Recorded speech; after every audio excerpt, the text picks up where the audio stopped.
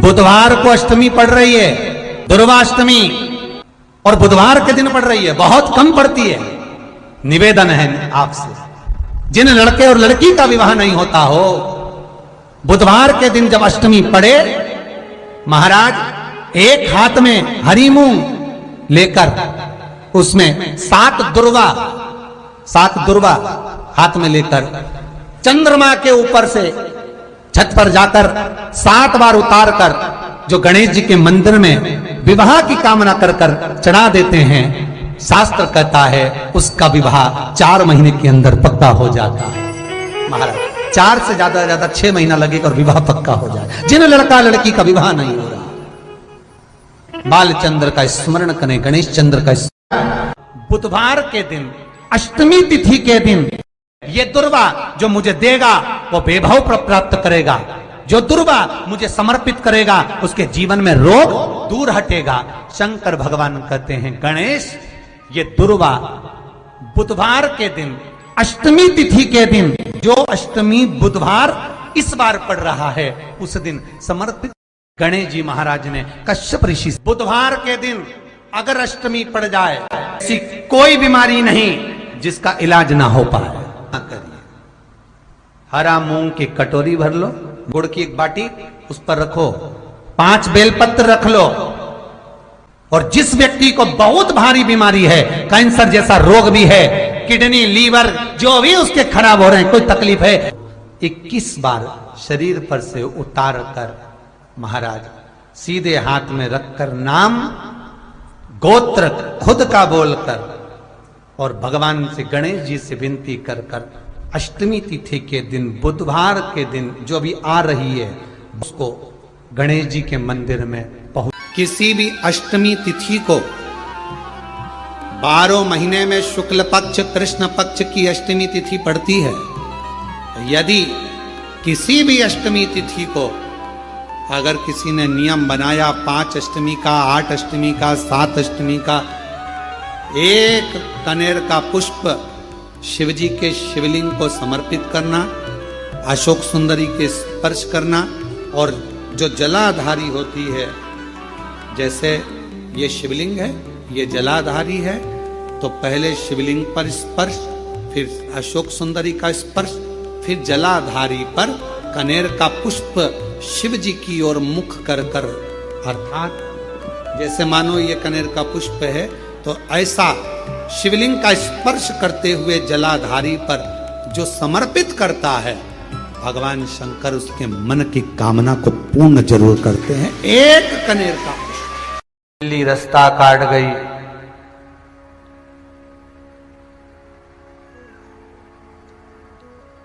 अब जिससे पूछो वो एक ही बात बोलता है, बिल्ली रास्ता काट जाए तो रास्ता बदल दो, अब जाना उधर ही है तो क्या करें। अरे भैया, भविष्य पुराण के अंतर्गत लिखा हुआ है कि बिल्ली राहु का प्रतीक है। आप किसी रास्ते से के लिए जा रहे हो, किसी काम के लिए जा रहे हो, राहु अगर सामने से निकल कर भी चले गया तो भय उत्पन्न ना करिए, दिमाग में टेंशन लेकर गाड़ी ड्राइव ना करिए कि बिल्ली रास्ता काट गई, बिल्ली रास्ता काट गई, बिल्ली रास्ता काट गई, तो मैं को इनका काट के चले जाए। बिल्ली राहु का प्रतीक है।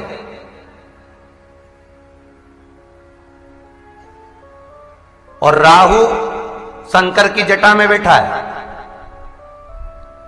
आपको पहले कथा में कहा था, जब मंथन के समय पर मंथन हुआ तो चंद्र भगवान शिव के पास आकर बोले कि मेरे को राहु ग्रास करने आ रहा है, मैं क्या करूं। शंकर भगवान बोले काय को चिंता करता है, मेरी जटा में बैठ जा। शंकर भगवान की जटा पर चंद्र आकर विराजमान हो गया। थोड़ी देर बाद राहु आ गए। राहु ने कहा भोलेनाथ मैं भी आपके साथ रहना चाहता हूं। भगवान ने कहा तू भी बैठ जा जटा के अंदर। अब शंकर तो शंकर सबके लिए, बाबा भोलेनाथ जी सबके प्रति, कोई छोटा है, बड़ा है, अमीर है, गरीब है, राक्षस है, देव है, उसको कोई मतलब नहीं, बस वो आया शरण में और शिव ने लिया, तू भी बैठ जा। अब राहु अंदर बैठा और चंद्र बाहर। चंद्र को इतना भय लग रहा था राहु से कि चंद्र के पसीने निकल रहे थे। अब वो चंद्र ने जो अमृत पिया था और अमृत का पसीना जब राहु को मिल रहा था, राहु उस पसीने को पीते जा रहा था, तो राहु के मुंडे शंकर जी के गले में पड़ते जा रहे थे। शंकर जी के गले में दो तरह के मुंडे होते हैं, एक मूंछ वाला मुंडा और एक कपाल का मुंडा, हड्डी का मुंडा, कपाल का। तो जो कपाल का मुंडा है वो शंकर जी के गले में भगवान शंकर की अर्धांगनियों के हैं, और जो मूंछ वाला मुंडा है वो जो राहु अंदर बैठा था उसके जो मुंडे अमृत के कारण कटे हुए मुंडे शंकर जी के गले में पड़ रहे थे, वो मुंडों की माला शिव जी के गले में। हमारे कालाधिपति महाकाल राजा के गले में आप दोनों तरह के मुंडे देख सकते हो। कभी उनकी स्वरूप का दर्शन करना आप महाकाल बाबा का, तो कभी उनको हड्डी का मुंडा, हड्डी जैसा स्वरूप चांदी का, या कभी मूंछ वाला मुंडा बाबा को पहनाते। उस स्वरूप का स्मरण, उस स्वरूप का सुख। तो मान लो अगर काट भी गई बिल्ली रास्ता, तो शिव का स्मरण करो ना भाई, शंकर को जपो, राहु का स्मरण कर लो एक बार, श्री राहुवे नमः। बिल्ली रास्ता काट गई, काट जान दो, शिव का स्मरण करो और चलते जाओ अपने मार्ग की ओर, और चलते जाओ अपने मार्ग की ओर। हम अपने मार्ग को विच्छिन्न ना करें। बुधवार के दिन अष्टमी तिथि पड़ रही है, दुर्वाष्टमी। जिसके घर में शांति ही ना रहती हो, सुख ही नहीं है, क्लेश 24 घंटे बना हुआ है घर में, ना कोई बात ना कोई प्रसंग, उसके बाद भी सबका मुंह फूला हुआ है, उसके बाद भी सबका चेहरा उतरा हुआ है।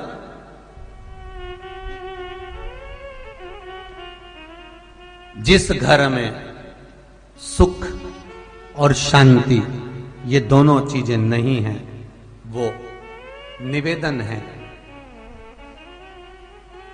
लाल वस्त्र में लाल फूल रखकर उसमें थोड़ा धना, धना जानते हो, वो खड़ा धना आता है, धना पाउडर नहीं, धना, हरा धना, और 5 गोल सुपारी,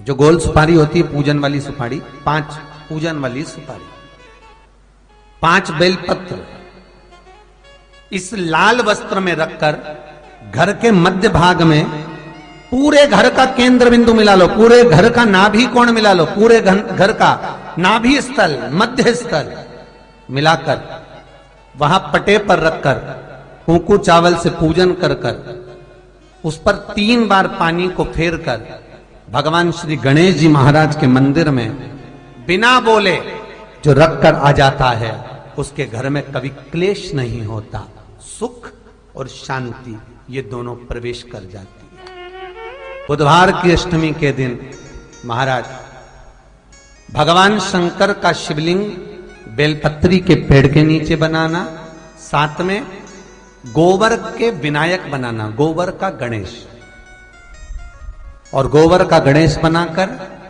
एक छोटी सी पिंडी जैसी माता जगदम्बा के लिए एक ढेली रख देना गोबर की, महाराज मिट्टी या गोबर की। इन तीनों स्वरूप का पूजन आप करना बड़े प्रेम से, चंदन चंदन आदि अक्षत पुष्प समर्पित कर कर, कच्चा दूध तीनों पर चढ़ाना, दही तीनों पर चढ़ाना, शहद तीनों पर चढ़ाना, घी तीनों पर चढ़ाना, शक्कर तीनों पर चढ़ाना, पूजन कर कर एक इतना बड़ा लाल वस्त्र, लाल वस्त्र, उस लाल वस्त्र पर अपने हाथ के छापे बनाकर कामना कर कर कि हम पति पत्नी में कभी झगड़ा ना हो, प्रेम बढ़े, क्लेश ना हो, आनंद बढ़े, छापे लगाकर उस वस्त्र से उन मूर्तियों को ढाक देना, पूजन कर कर घी का दिया लगाकर ढाक दीजिए। 108 चावल के दाने लेकर एक एक चावल का दाना अपनी कामना कर कर उस वस्त्र पर डाल दीजिए, वस्त्र का चावल अपने ऊपर बाद में छिड़क लीजिए, मूर्तियों का पूजन कर फिर वापस पूजन कर कर विसर्जन कर दीजिए। अगर अदालत में केस भी चल रहा होगा तलाक तक का, तो भी प्रेम बढ़ सकता है और आपका जीवन सुखमय हो सकता है, आनंदित हो सकता है। कोई पैसे नहीं दे रहा, अवश्य करें। कोई धन नहीं लौटा रहा, अवश्य करें। कहीं किसी कंपनी में आपका पैसा उलझ गया है, नहीं मिल रहा है, अवश्य करें, मिलेगा फल।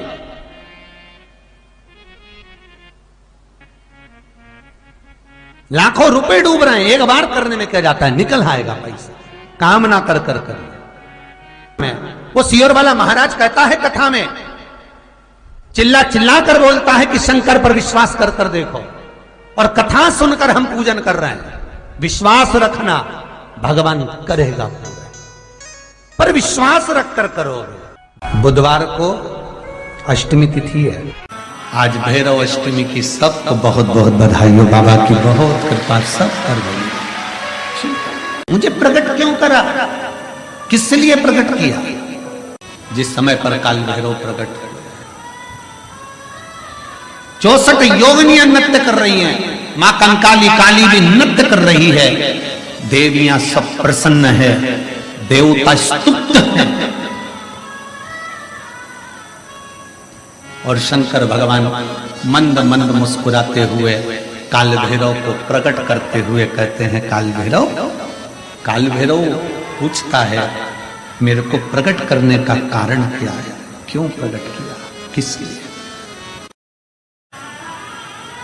काशी वाले कहते हैं कि काल भैरव काशी के कोतवाल हैं, परशु महापुराण की कथा कहती है कि काल भैरव केवल काशी के कोतवाल नहीं, काल भैरव पूरी भारत की भूमि, पूरे विश्व के कोतवाल है, पूरे विश्व के।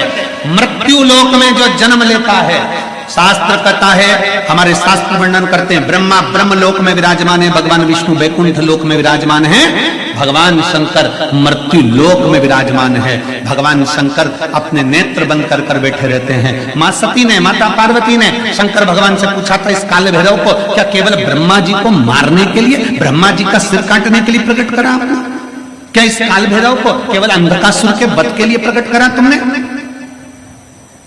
क्या इस काल भैरव को केवल दुष्टों के संहार के लिए प्रकट करा आपने?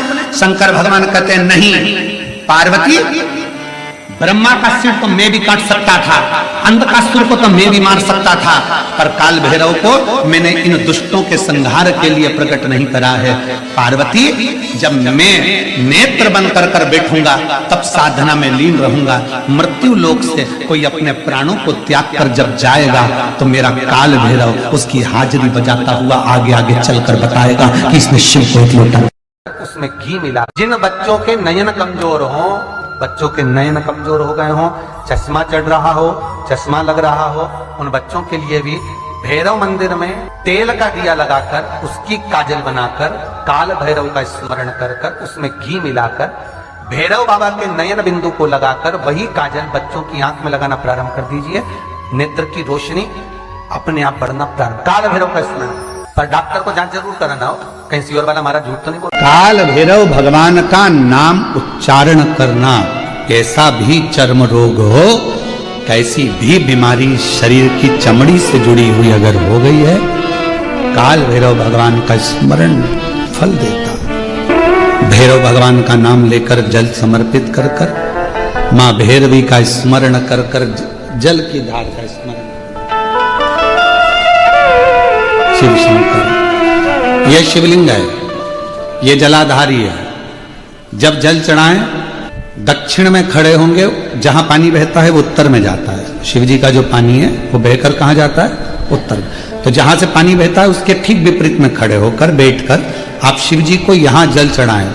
ओम भैरवाय नमः, शिव भैरव का नाम लेकर जल समर्पित करें।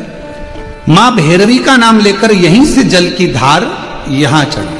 जो जलाधारी है गोल चौकोर, जो भी जलाधारी आपके पास के मंदिर में, वहां भैरवी का, मां भैरवी का नाम लेकर, पहले बाबा का भैरव शिव का नाम लेकर यहां और माँ भैरवी का नाम लेकर यहाँ जल समर्पित करें। जो जल चढ़ता है उसी जल का प्रोक्षण अपने शरीर पर करें या थोड़ा सा झेल कर लाकर उसको पूरे जहाँ जहाँ तकलीफ है पूरे शरीर में लगाना प्रारंभ करें। डॉक्टर की दवाई भी खाते रहें, इलाज भी कराते रहें और साथ में ये बाबा भैरव का नाम भी लेते रहें, आराम लगेगा, होगा। शिव तत्व की प्राप्ति का सुख है। भगवान भैरवनाथ का स्मरण, लोग कहें कि कई लोग कहते हैं शंकर जी अलग हैं, भैरव अलग हैं, कोई कहता है शिव अलग हैं, भैरव अलग हैं, कोई कहता है जगत जननी दुर्गा अलग है, भैरवी अलग। ना ना ना नहीं, ये व्यर्थ की बातों में आप मत पड़िए। शिव महापुराण, हमारी बात पर भरोसा नहीं तो शिव महापुराण की कथा लेकर आओ, गीता प्रेस गोरखपुर की, और शिव महापुराण की कथा को हिंदी में अपने घर में रहकर जब फुर्सत मिले तब पढ़ो तो आपको ज्ञात हो जाएगा कि भैरव अलग नहीं है, शंकर का एक रूप काल भैरव के रूप में।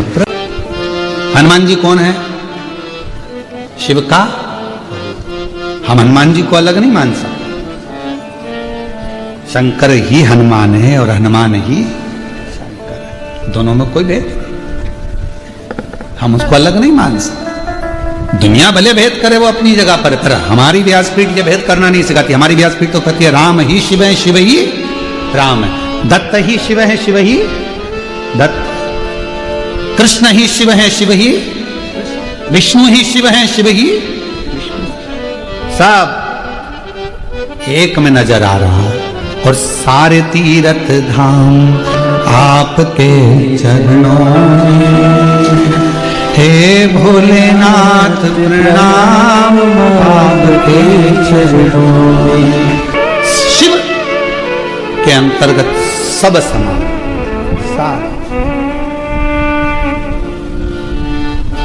यहां शिव से अलग कुछ नहीं। जब ब्रह्मा जी झूठ बोल दिए, ये शिवलिंग में से निकली हुई वाणी असत्य है, तब मेरे देव अधिदेव महादेव भगवान शंकर ने अपना स्वयं, मेरे शिव जी ने अपने ही अंगुष्ठ भाग से, स्वयं अंगुष्ठ भाग से काल भैरव को प्रकट किया। जितना रुद्राक्ष में बल होता है, शिव जी के नयन अश्रु से प्रकट हुआ रुद्राक्ष, वैसा की वैसा ही बल काल भैरव में होता है, भैरव में होता है, बटुक भैरव में होता है, वैसा की जैसे।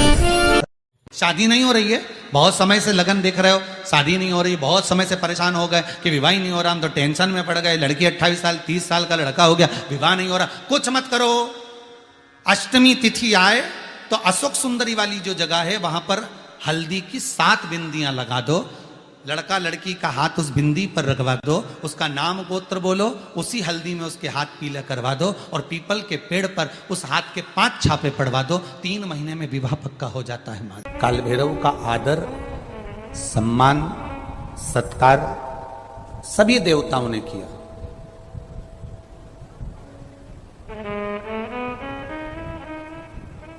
भैरव क्षेत्र का देवता होता है। सारे देवताओं ने उनका आदर करा, इंद्र ने उनका सम्मान करा, इंद्र उनकी सेवा में लगे, वायु देव, गरुण देव, वरुण देव, जितने भी देवता हैं सब ने उनका आदर करा। अब आदर करते करते करते करते माता लक्ष्मी जी ने भी काल भैरव को निमंत्रण दिया। इस कथा को अपनी जिंदगी में उतारना जरूर। काल भैरव का निमंत्रण माता लक्ष्मी जी ने दिया और माता लक्ष्मी जी ने काल भैरव को निमंत्रण दिया कि काल भैरव आप बैकुंठ में पधारो और बैकुंठ की भूमि को आप पधार कर आनंदित करिए। तो भैरव का काम क्या है? शंकर भगवान ने क्या केवल एक ब्रह्मा जी का सिर काटने के लिए काल भैरव को प्रकट करा? केवल एक कार्य के लिए ब्रह्मा जी ने, भगवान शिव जी ने काल भैरव को प्रकट करा? केवल एक काम के लिए? नहीं, मेरा भोलेनाथ एक कार्य के लिए काल भैरव को कभी प्रकट नहीं कर सकता, क्योंकि मेरे भोलेनाथ ने जब जब जो काम किया है वो संपूर्ण ब्रह्मांड के कल्याण के लिए किया है। इसलिए ब्रह्मा के सिर काटने के लिए, अकेले केवल ब्रह्मा का सिर काटने के लिए भगवान काल भैरव को प्रकट नहीं कर सकते। तब काल भैरव के प्रकट होने का कारण क्या है? भैरव के प्रकट होने का कारण क्या है? भैरव जी के प्रकट होने का कारण क्या है? भैरव प्रकट क्यों हुए हैं? तो शंकर भगवान जब काल भैरव जब नारायण के यहां बैकुंठ में गए और भगवान बैकुंठ में जब पहुंचे तो लक्ष्मी जी ने भगवान नारायण से पूछा, प्रभु मेरे मन के संशय को मिटाइए, ये भैरव प्रकट क्यों हुए हैं? केवल ब्रह्मा का सिर काटने के लिए?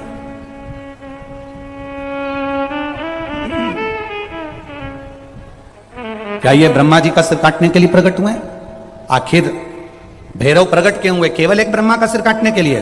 भगवान विष्णु ने कहा नहीं, केवल ब्रह्मा का सिर काटने के लिए काल भैरव नहीं प्रकटे।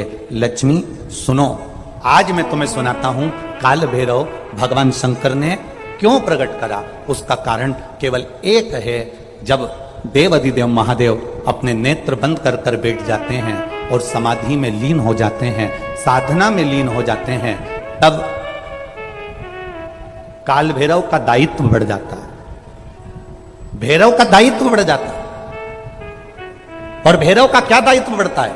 तो सुनो लक्ष्मी, भैरव का दायित्व यह बढ़ जाता है कि जो शंकर के शिवालय में पहुंचता है, जो शंकर के शिवालय में पांव रखता है, जो शंकर के शिवालय में अंदर पहुंचकर शिवालय में अपना चरण रखते रखते रखते रखते दहली से जब अंदर जाता है और शिवालय में शंकर भगवान के शिवलिंग की आराधना करता है, जल चढ़ाता है, शमी पत्र चढ़ाता है, बेल पत्र चढ़ाता है, कमल पुष्प चढ़ाता है, भगवान की श्रृंगार कर कर चंदन अबीर गंध से जो पूजन करता है भगवान की, जब वो अंदर प्रवेश करता है तो भैरव का दायित्व ये हो जाता है कि उसके दुख को भैरव उसी समय पर भक्षण कर लेता है और उसको सुख देकर भेज देता है। ये जो गर्भ में जो ज्ञान आता है ना बच्चों को, ये गर्भवती नारी जो स्मरण करती है, साधना करती है, उससे प्राप्त हो।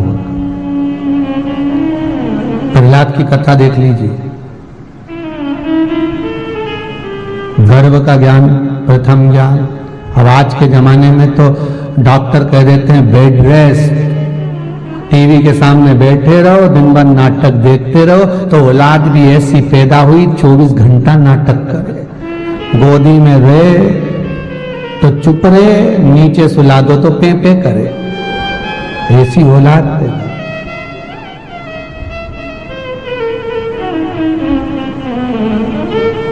जैसे नाटक बहू बच्चों को जन्म देने के समय पर करती है, वैसे ही नाटक उसकी औलाद उस बहू के सामने करती है। तुमने मेरे को कुछ भा नहीं दिया, मैं कुछ नहीं खाऊंगी, भूखी रहेगी, बाजार से मंगा कर खाएगी, तो औलाद भी ऐसी पैदा हुई। घर का भाई नहीं, औलाद का नींद नींद खिला दो, समझ गए? औलाद अब पंडित जी से पूछ रही, गुरुजी ये कुछ खाता ही नहीं, चिड़चिड़ा हो गया। तो गुरुजी इतना पूछ ले, जब ये पैदा हुआ था तू कैसी थी? तेरा बता। 9 महीना जब ये गर्भ में रहा तो तू चिड़चिड़ तो नहीं करी? भोजन भाया कि नहीं भाया? घर का तो खाती नहीं थी, पति से कहती थी मेरे को कुछ अच्छा खाने का मन कर, वो भी बेचारा जेब में भर के लिया था, चुपचाप से खिला दे बस। जैसे बच्चे को जन्म देते समय माता के लक्षण रहेंगे, औलाद में वही तो आएंगे। जी जी तुम ही बोलो, अच्छा है, सही है कि गलत है? फिर वो अब तुम अंदाजा लगा। भाग्य उसने लिखा है, तो भाग्य बनाने वाले ने अगर भाग्य बनाया है और उसमें अगर दुख लिख दिया है, तो उसको दुख को मिटाने वाला कोई दूसरा नहीं होगा। आपका कर्म आपको भोगना है, इसलिए भजन के बल को बढ़ाना और अपनी मेहनत को बढ़ाना, अपने कर्म को बढ़ाना, अपनी व्यापार व्यवसाय कर्म जो कर रहे हो उस कर्म को बढ़ाना। जितनी मेहनत रोज करते थे उससे दुगनी मेहनत चालू कर दो और भगवान पर विश्वास चालू कर दो, तो अपने आप तुम्हारे भाग्य की रेखा बदलना प्रारंभ हो जाएगी, अपने आप बदल।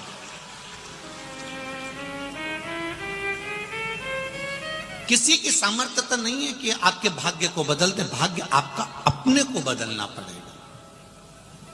भगवान कृष्ण गीता जी में कहते हैं, भगवान शंकर माता पार्वती जी से कहते हैं, भगवान राम लक्ष्मण जी से कहते हैं, लंकाधिपति रावण मंदोदरी से कहते हैं, और भगवान कृष्ण अपनी संपूर्ण रानियों से कहते हैं कि कर्म की प्रधानता है। आप जितनी मेहनत करेंगे, आप जितना कर्म करेंगे, उस कर्म के अनुसार परमात्मा पर विश्वास रखकर आप अगर कुछ कर्म में आगे बढ़े हो तो उसमें फल जरूर मिलेगा। ये निश्चित हो जाता है, वो प्राप्त जरूर होगा।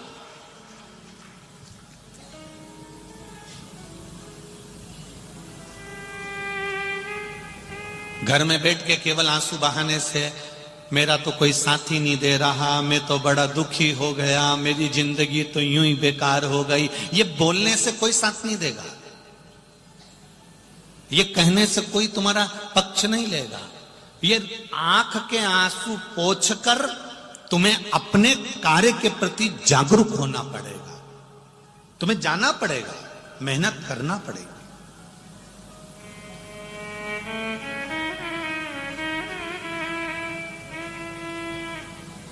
ऐसा कोई व्यक्ति नहीं जिसको भगवान ने यूं ही साधारणता में जन्म दे दिया। आपको पहले भी कथा में कहा था, अपने कमरे में माताएं सब अच्छी चीज रखती हैं, वो बेकार अटाला अपने घर में, अपने कमरे में अटाला अपने कमरे में नहीं रखती है। उसी तरह परमात्मा भी अपनी पृथ्वी पर अटाला नहीं रखते हैं, परमात्मा भी छाट छाट कर अच्छों को अपने साथ में रखते हैं।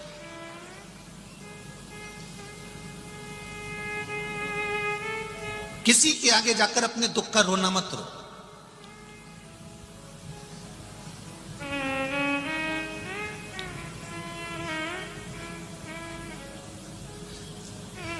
इस व्यासपीठ से आज तक आप लोगों से यह नहीं कहा गया होगा कि आप अपना दुख बताओ और आप दुख बताओ और हम आपका कोई समाधान कर दें।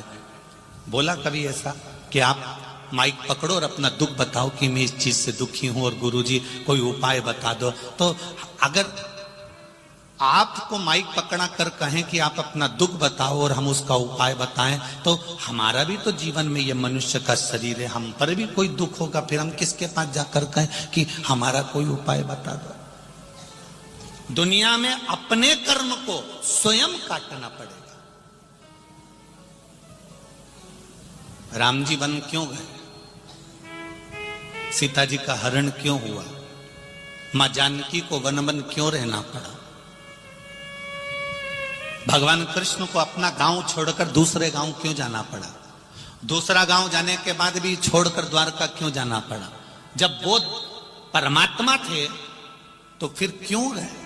उनको भी तो अपने कर्म का भोग भोगना ही पड़ा। हम पहले भी कथा में कहते हैं, भगवान से नहीं डरना, मत डरो। वेद और पुराण से नहीं डरना, मत डरो। धर्म और शास्त्रों से नहीं डरना, मत डरो।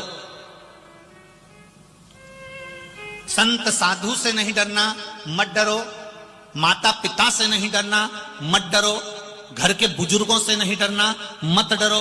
पर इतना याद रखना, अपने कर्म से जरूर डरना, क्योंकि कर्म का भोग तो परमात्मा को भी भोगना पड़ता है। राम जी ने छुप कर मारा था उस बाली को, कृष्ण अवतार में उस बाली ने छुप कर मारा था, भगवान कृष्ण के चरण में मारा। सीता जी ने एक चिड़िया कैद में रखी, माता जानकी को कैद में रहना पड़ा। ये कर्म का भोग है जो मनुष्य को भोगना ही है। अपने कर्म को स्वयं काटना। आप अगर पड़ोसी के यहाँ जाकर कह भी दोगे, आप किसी से जाकर बोल भी दोगे कि मुझे ये दुख है, आप किसी से जाकर कह दोगे कि मुझे ये तकलीफ है, तो क्या वो तकलीफ मिटा देगा? अरे बोलो तो जम के, नहीं मिटाएगा।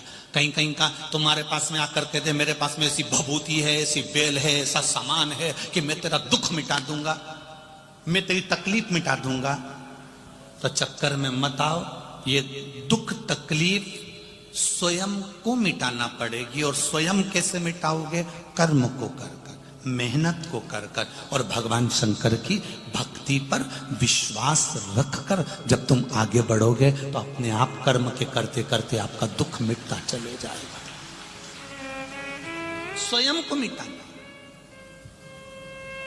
किसी को कह भी दोगे ना कि मुझे दुख है, वो आपका दुख नहीं मिटाएगा।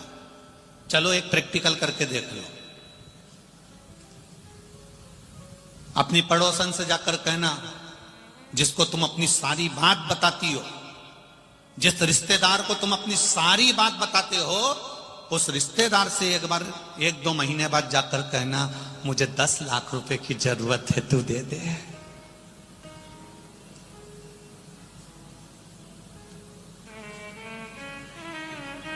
जम के बोलो जरा, नहीं देगा ना? नहीं, तुम्हारे गांव में ऐसा हो तो बता दो, बोलो रे, देगा कोई? नहीं देगा। अब तुमने इतनी सारी बात उसको क्यों फिर बताई? मेरे घर में ये तकलीफ है, मेरे घर में वो तकलीफ है, मेरे घर में ये दुख है, मेरे घर में वो दुख है। जब वो तुमको तुम्हारी दुख की घड़ी में 10 लाख नहीं दे सकता, 10 लाख तो जाने दे 10,000 नहीं दे सकता, तो फिर अपनी बात कहकर अपना मन उसके सम्मुख में क्यों खोलते हो? जो देने वाला है मेरा देव अधिदेव महादेव, उसके पास जाकर अपनी बात रख दीजिए। आप उसके पास जाकर कहो, भोलेनाथ, तेरे दरबार से कोई खाली नहीं गया, तेरी चौखट से कोई खाली नहीं गया। 2022 जाने वाला है मेरे भोलेनाथ, 2023 आने वाला है मेरे बाबा, ऐसी कृपा करना। हम जानते हैं कि 22 के बाद में 23 आने वाला है। 22 जैसा भी गया आपकी कृपा से गया, पर मेरा विश्वास जितना अभी आपके चरणों में है, 2023 में उससे ज्यादा विश्वास आपके चरणों में हो जाए। मेरा विश्वास आपके चरणों में उससे सर्वे भवन्तु सुखिनः। मेरा गांव, मेरा घर, मेरा मोहल्ला, मेरी सोसाइटी, मेरी कॉलोनी, मेरा गांव, मेरा प्रदेश, मेरा देश, मेरा राष्ट्र और संपूर्ण विश्व का कल्याण हो जाए, ऐसी कृपा मेरे महादेव कर देना।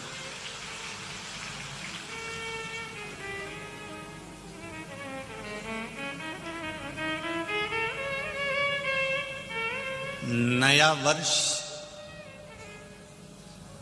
नूतन वर्ष 2023, वैसे तो हम लोग तो सनातनी भाव में संवत को मानते हैं, पर आज के नवयुवक बच्चे लोगों को इसी से एक बदलाव लगता है, इसलिए कहना चाहेंगे, नए वर्ष की शुरुआत किसी होटल में नहीं, किसी नशे से नहीं, नए वर्ष की शुरुआत मेरे महादेव के चरणों से करिएगा।